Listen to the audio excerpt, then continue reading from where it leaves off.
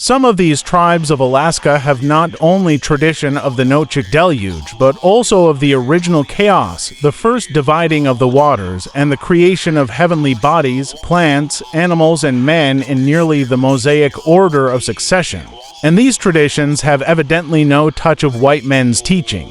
Julia McNair writes, circa 1885, "In the far northern regions of this continent, we find the Dene people group, who inhabit much of Alaska and the northwestern parts Canada. According to their tradition, an old man named Tchapuwi made a large raft on which he placed a couple of each kind of animal, and he drifted away on his raft. The flood covered the entire earth for a long time, including the highest mountains of the Rockies. The Dene also preserved the memory of the crow which the old man set loose, followed by the dove.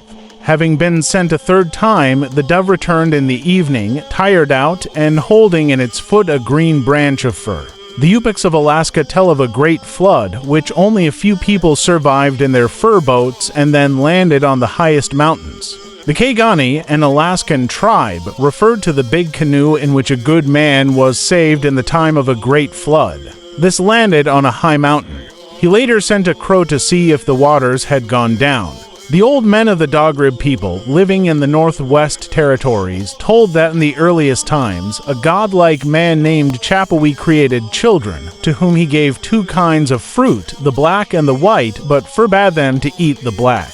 They obeyed him for a while, but when he left on a long excursion, they forgot the orders of their father and ate of the black fruit. Tchapuwi was much displeased on his return and told them that in the future the earth would produce black fruits and they would be tormented by sickness and death penalties that have attached to his descendants to the present day. Regarding the flood, they related that one time the water rose and overflowed the earth.